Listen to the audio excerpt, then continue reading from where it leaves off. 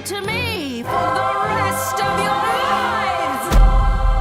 Right off the bat, I love the two settings for this episode and how they contrast one another wonderfully. The main five plus Misty on the beach in the day and Opaline in her dark castle in the night. No matter the location, both parties are going to be enjoying themselves uninterrupted today. Alright, every pony, grab a slice! Notice the detail of the pie having 6 slices? How generous of Sunny to cut one for Misty, despite not being fully integrated into the group yet. She treats all of her friends equally, and I love it. An extra win, please, for that slice of characterization. Grab a slice! These are the best fruit pies in— I see now that those giant glimmerberries have been put to use. The pie's insides do look delicious. Can't you bake another one for me, Sunny? These are the best fruit pies in all of Maritime Bay! What a self-brag, Sunny. But can you really blame her? Have you seen her baking skills in Sunny Day Dinners, Fall Food, and Winter Wish Day? I wholly agree. Those pies look like the best of their kind in the town. Impressive force split shot right here. Also, how each of the ponies eat their bit of pie amuses me greatly as it can match their personalities. Hitch gives some of it to Sparky, Izzy gobbles it up instantly, Pip takes little nibbles, and Zip is there just eating normally. Lovely moment, so double win. Nice! Nice. How adorable it is to hear Pip snorting to herself. Like a young kid, she can't contain her joy while eating, so she does some hilariously cute noises from the mouth instead. I love how the camera is framed from Pip's phone. This point of view feels more personal for the audience, as if we are recording this funny moment on the beach. Look at your faces! Have you seen your face though, Pip? I would say it was one of messy beauty. You literally have pie in your ears. Ow! Can we just take a second to appreciate the animation on Pip wiggling her ear? This is the moment when you remember that ponies have full control of their ear muscles, and Christ, it looks marvelous how smooth and pretty it is. Let's give a bonus win for the animators. Each of these photos have some awesome and comedic scenarios squished into them, which proves their friendships together in a genuinely wholesome way. They even end up having a pie fight, and that's cool too. Especially when it's Hitch pieing Zip and Zip getting her revenge on him in the next photo right afterwards. Another terrific bit of Pip expressing her care for Misty, along with that small shot of her hoof wrapped around Misty. You can already tell they've bonded well quick. For ice cream, we could— I'll be right back! You might chalk up the main five's oblivious attitude to the true nature of Misty's amulet as playing the idiot bull, but do you honestly expect them to abandon their amazing time together? It wouldn't feel realistic at all, and besides, Sunny still takes Misty into account and cares about her even while she is away from them. This time on Tell Your Tale Intro Appreciation Win. The opening uses a combination of cymbals and bells, matching the rhythm of Opaline's theme and upcoming debut song. An upbeat twist on a naturally wicked tune. Misty, what on earth is taking so long? Have you forgotten what I sent you for? Opaline's freakouts on Misty are always funny to listen to, no matter how cruel she sounds to Misty. As a villain, we are meant to naturally dislike her, but when she appears very impatient in the smoke, we can only cheer at her discomfort with her morally superior minion knowing better than listening to her obnoxious commands. Remember, Misty, this task is very important. Do not fail me. This exchange actually shows a lot of growth for Misty's character. Opaline sent her out for a very important task, but Misty actively chooses to spend her time having fun with the main five instead. In the past, Misty was very timid and would have never been bold enough to defy Opaline out of fear. The fact that she knows she'll be facing her wrath expresses to us not only how much she values her friendship, but that she's ultimately choosing them over Opaline more and more. We all know where these positive choices will soon lead her. Good for you, girl. So, let's award her another double win.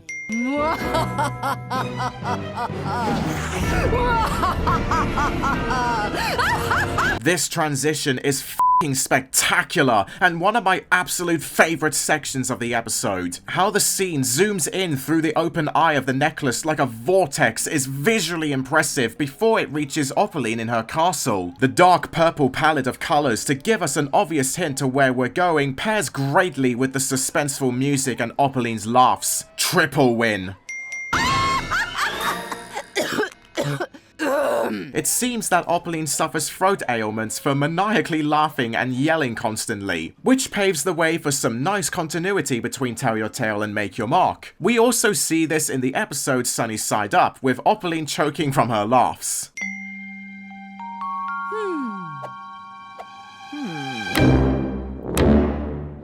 The score is superb in this scene with Opaline's contemplations. Several tiny, enticing twinkles before it cuts to bass booms in sync with the clock's ticks to represent the awkward silence. It helps further escalate the comedic value this episode provides. Also, the clock. We never see it again, and it's a shame because it has such an extravagant design with little touches. 3, 6, 9, and 12 are represented by larger purple diamonds, while the rest of the numbers are smaller diamonds. The horn-like protrusion at the top and the big jewel hanging from the bottom. The vine-like structures under the clock wrapping around what looks like tree roots, which is befitting since her castle will be later revealed as a together tree. All that detail and dedication for just a clock. 2 wins. Well, I can't just sit around all day waiting for that pathetic little pony. Opaline's true feelings about Misty are just spilling out at this point, and it's rather at the most opportune moment of the show, as Make Your Mark Chapter 4 would start just over 1 month after this episode. The timing between the two shows couldn't be more perfect. I have important business to attend to. This is just the first of many subversions of Opaline that contrast her evil self with her everyday self, and of course her ordinary and serene side comes out the most in this episode. It's ironic to see how villains behave by themselves whenever they aren't planning world domination. Bow before me, Earth Pony! Those flames in the background are so majestical before Opaline even has her epic entrance into the musical number. Eat your heart out, Judge Frollo. This is how you let your opposers taste the fire of hell. You could call me evil, but I will go and take just what I need. Don't need no pony with me. Athena Karkanis, everybody. For an actress that played a heroic character in Saw, she undoubtedly has a stunning singing voice. The edginess in her vocals makes the song elevate with a rough groove and masterfully displays how Opaline expresses her corrupt authoritative behavior. Not to forget how seductive the lyrics are, with each and every rhyme that sound more and more childishly hypnotic as the song goes on. The same format would apply for her second song in Make Your Mark Chapter 6, yet immense credit has to be given for Opaline's first song. I believe 5 wins are in order for Athena, don't you think?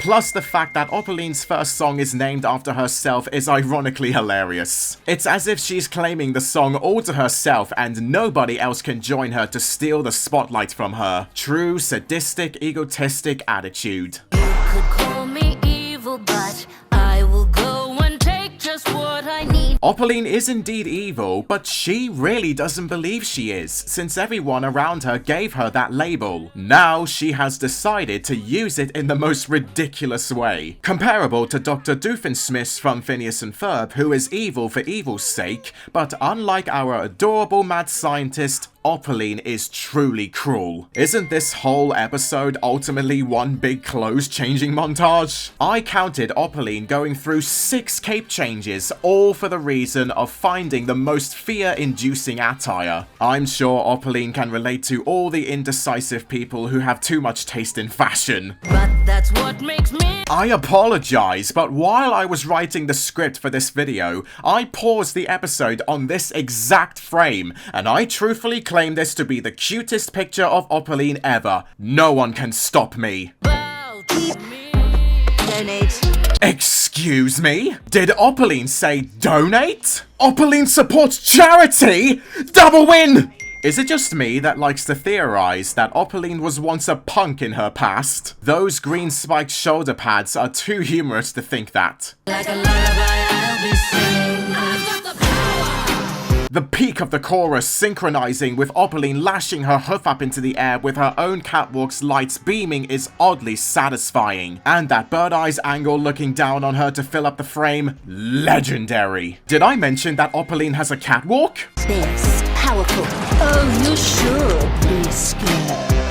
Yet another case scenario of Opaline underestimating the main five, but this time it's absolutely hilarious, like she's rehearsing for a stage play all about her confrontation with the ponies. She's just like me in front of my bedroom mirror if I ever need a confidence boost. What is taking so long, Misty? I promise, I'm working on it. What I love about the second time Opaline contacts Misty through the amulet, Opaline is positioned upside down to coincide with her hair drooping over her throne. A weirdly cool hint to display Opaline as a bit more menacing from Misty's perspective. It also gives us this funny moment of Opaline falling out of the smoke the right way up. How often do we get to see that in cartoons? I'm Sunny, and I think that every pony should have magic. Opaline now has dolls of the main five. I like how these models of the main five are more jagged and rough, like Opaline made them on the fly without much care, while the ones we see in the episode as the Misty clears are more rounded and polished and smoother with a lot more detail. A giant insight to how little Opaline cares about the main five and sees them more as annoying pests than an actual threat. And she made them just to mock them? That's equal parts funny and disturbing. The perfect combo for any memorable villain. Plus, it gives us a glance into her psyche. This mare dresses up in these grand extravagant clothes, singing that she doesn't need anyone else and that she is the greatest. Meanwhile, she plays with figurines and later does her own hoofacures and acts like a child. I truly appreciate this about Opaline's character, as it helps us understand her motives more personally and just makes her feel like an actual person. This is a straight up double win. For the rest of your lives! Love the detail of the hanging crystals on the ceiling. It reminds us of the decoration in the throne room of Twilight Sparkle. Coincidence? Or perhaps Opaline just wanted to take a small souvenir of what she failed to conquer.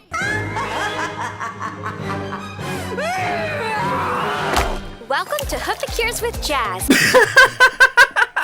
What the f is this transition? Opaline basically having a raging anger boner before she strips herself of any evil and has a joyful time hoof polishing.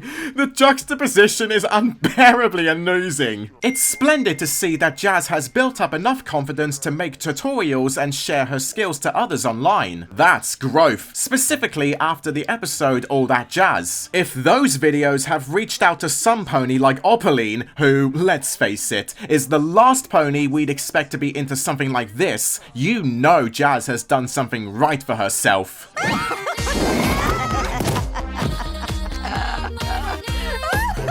Also My Bananas throwback, with it probably being the only TV channel Opaline ever watches. I bet purely for watching her enemies fail on camera or getting hurt without her. Those curling rollers are another nice continuity nod to one of the absolute worst episodes, Baby Critters Club, where we first saw Opaline's facial treatment along with curling her mane. Surely she could have just used magic to curl her mane? It's only another layer of humor to this episode.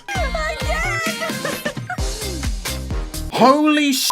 Opaline loves Cocoa Shreddies too? And she donates?!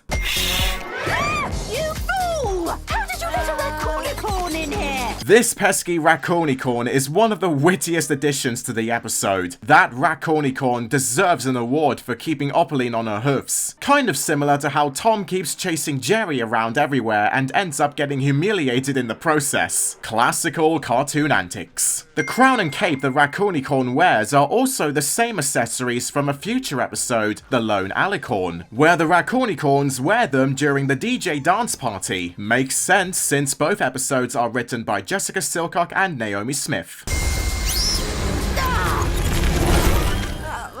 And here we have the first piece of evidence on how feeble Opaline was before she had acquired the Dragonfire. Her attempts to attack using her horn and hoofs fail spectacularly. The scene's comedy is milked further by showing us that, without her magic, the so-called future ruler of Equestria couldn't even handle a simple critter. It's pathetically hilarious. 2 wins. Slap! Hold on a second, is that a Pear-Nana and Razzleberries? Does Opaline have a love-hate relationship with Sunny at this point? Ever since the episode Sunny's smoothie moves, it appears Opaline has been the only one craving her new smoothies with the new fruits. Especially after hearing what Misty brings back to her. Keep me by a blast with a purple heart. This shot of the fruit bowl is probably the biggest irony of the episode, with the continuity context and hysterical conflicting characterization behind it, so it deserves triple wins. Oh, you're going to pay for this. Well, Opaline, the Raccoonicorn only caused half of the mess there. The discarded clothes and the furniture with the main five's pictures were your fault. But I guess you wouldn't be a complete villain if you wouldn't blame others for your mess. Keep me by a blast with a purple heart, just like you asked. Finally! Notice the Raccoonicorn making the squishy hands at the smoothie? Poor thing wanted one too before being thrown into oblivion. Seeing Opaline being so casual around Misty is funny on its own, but when you remember how Opaline tried to hide her elf costume and that she was singing in the episode Under the Misty Toe, and is now comfortable asking Misty for help with choosing a power crown, it's unexpectedly pretty cute. This is crucial. I need you to help me pick a power crown. So, Misty's very important task was to fetch Opaline a smoothie, and her crucial task is helping her pick out a power crown? If there's one thing Tell Your Tale is excellent at, it's that it can make absolutely any character funny, including villains. It does so in ways that expand upon their existing personalities. Make Your Mark portrays Opaline as this constant growing threat that lurks in the shadows. This episode of Tell Your Tale shows us another side to her that's pettier and immature, likely extending from her childhood frustrations and superiority complex. These moments still highlight her craving for power, but they also border on the lines of being juvenile. This episode genuinely convinces us that she would do something like that and still want to take over the world. Considering her personality in Make Your Mark, that's impressive. I need you to help me pick a power crown. The power crowns do look classy. If it was me, I'd pick the crown in the bottom left. She'll never marry that peasant.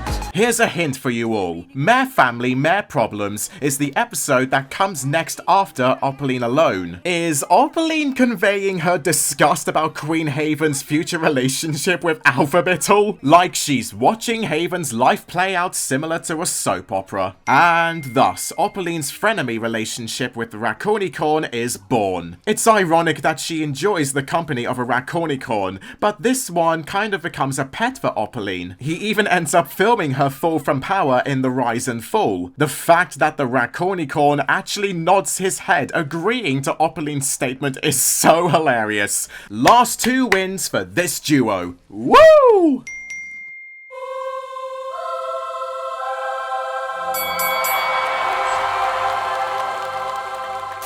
Misty, what on earth is taking so long? How long is this going to take? She killed my dogs and made a coat. These are the best fruit pies in all of Maritime Bay. Actually, it was horrible. Maniacal laugh. Maniacal laugh. Welcome to Hook the Cures with Jazz. I've noticed several of you guys got dirty nails. I don't want to see that. Stick your snout in the trough. It's You've Been Framed. She'll never marry that peasant. Time goes by so slowly. Time goes by so slowly. If I had my powers. I'm gonna kill that kid! I'm up here, you morons! Come and get me! You guys give up, or you're thirsty for more? And just before this video ends, I want to give a huge thank you to all my patrons on my Patreon. My Silver Fluffbutt patrons, Sabrina Wade and Alex Smith, and all my Gold Fluffbutt patrons, Jack Leichter, Drew Luczynski, Clear Heart Apple, Owen Wildish, Jonathan Chapper, Darth Siler 22, and KikiBat VA. All of your love and support is greatly appreciated. Thank you.